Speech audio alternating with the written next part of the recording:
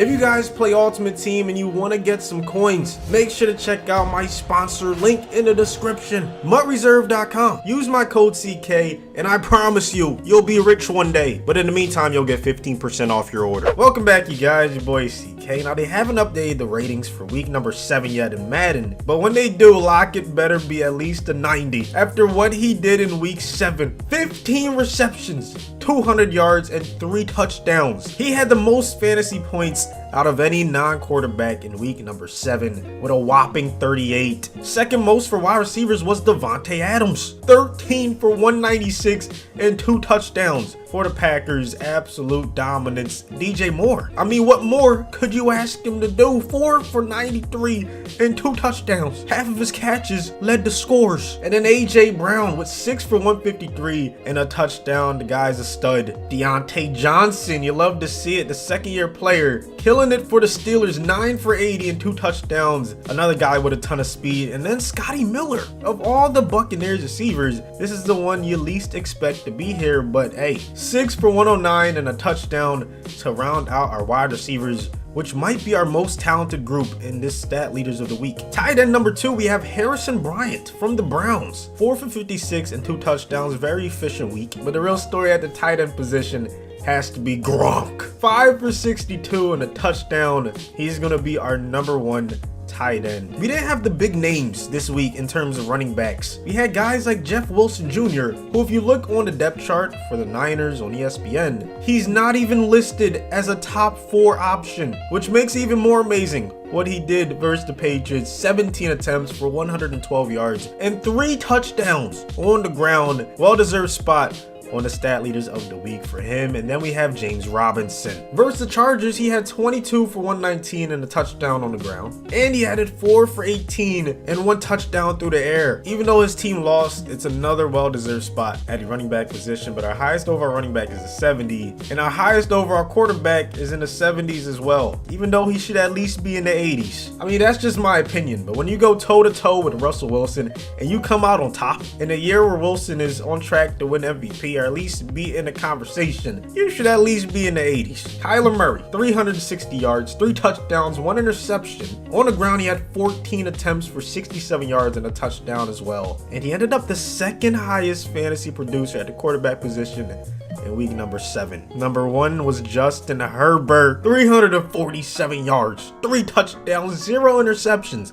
That's the difference. Rushing wise, he also added 66 yards on 9 attempts and a touchdown. Honorable mentions for the quarterbacks: Tom Brady, Joe Burrow, Russell Wilson, Baker, Carson in the top 10 for the second week in a row, I think. Aaron Rodgers, Deshaun, and Drew Brees. Running back after the top 2, we had Gurley, Antonio Gibson, Jamal Williams, Kareem, Giovanni Bernard, Boston Scott with that touchdown at the end, Alvin Kamara, I'm learning to say it right, Chase Edmonds, rounding out the top 10. Wide receiver after the top 6, we had Aguilar, who missed it by 0.2. I really wanted to have him on the team. He has been balling for the Raiders. You love to see it. Tyler Boyd, Christian Kirk, Scary Terry, rounding out the top 10. Tight end after the top 2, we had Logan Thomas, TJ Hawkinson, Darren Waller, Jared Cook, Everett, Virgil Green, Richard Rodgers, and Donald Parham Jr. And I haven't even got to the defense yet. You see what team we're using, right? The Chiefs. That's because they had the most fantasy points in week number 7. It helps that they had, a 102-yard kickoff return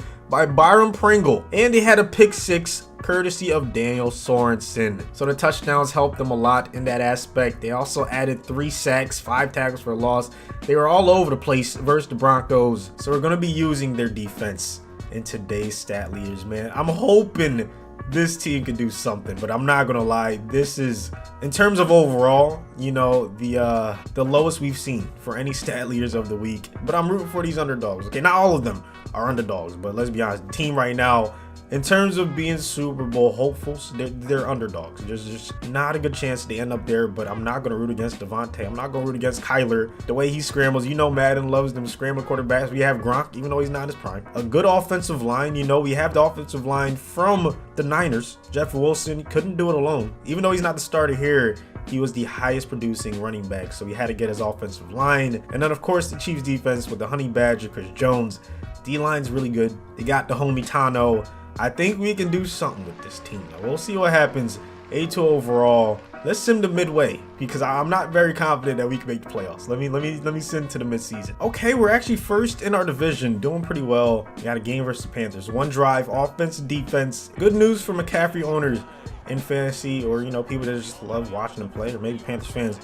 He's activated off the IR, and I'm pretty sure he's going to be able to play this week. Sure, that's amazing news. You know what I'm saying? I know Mike Davis has been killing it, but McCaffrey, when healthy, best running back in the league, in my humble opinion. Some people might disagree. Anywho, we're going to have to try to get a stop against him and Panthers right here on this 3rd and 7. That's a great dot from Teddy. Here we go. 1st and 10. Yes, sir. Chris Jones doing what he does best. 2nd and 16. I'm watching McCaffrey. I'm not letting them pass it to McCaffrey. We end up holding them to a field goal. Defense did their job. I'm not going to lie. We're doing better than I expected on the season. 4-4. Hey, if 500 wins the division, then so be it, man. DJ Moore on the jet sweep. Gronk with a nice block. That's what he's known to do. Actually, I'm going to be honest. I haven't been watching enough Buccaneers. I figured we'll watch them enough in the playoffs, but I know Kyler can do this. I know Kyler can do this. He's one of the best scramblers in the league. Actually, that's my question that I want answered in the comment section. Where do you rank Kyler in terms of scrambling quarterbacks, in terms of his ability to scramble? I know Lamar's probably number 1 on most people's list,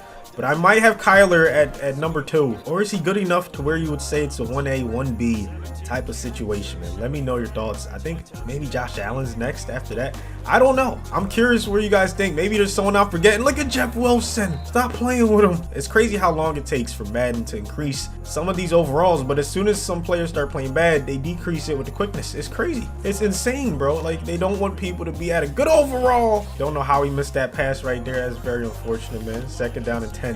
Maybe I just take off Kyler. Maybe there's no spy.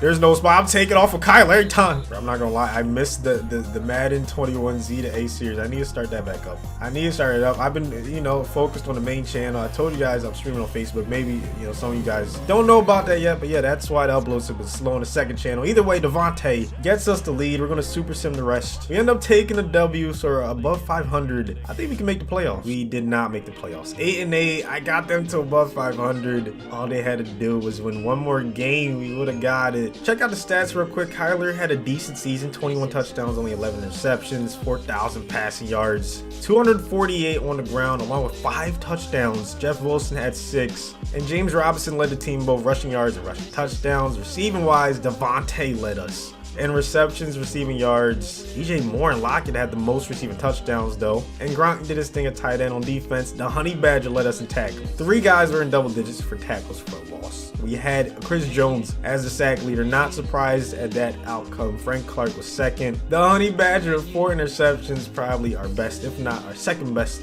defensive player, man. Let's see. All right, offense was 19th and defense was 21st. So yeah, we were below average on both sides of the football. You're not gonna make the playoffs in situations like that. So let me know what you guys think of the stats team for week number 7. It's kind of what I was expecting in terms of the results we got in the video, but I'm proud of guys that actually made the team. A lot of guys that aren't too well known, maybe they can make it back again next week. Maybe we get some higher overall players. We're still waiting to see if anyone can take us to the promised land and win a Super Bowl. It hasn't happened yet, so we'll see what happens in week 8. Thank you so much for all the support. Like the video if you enjoyed it, subscribe for new, and I'll see you on the next one.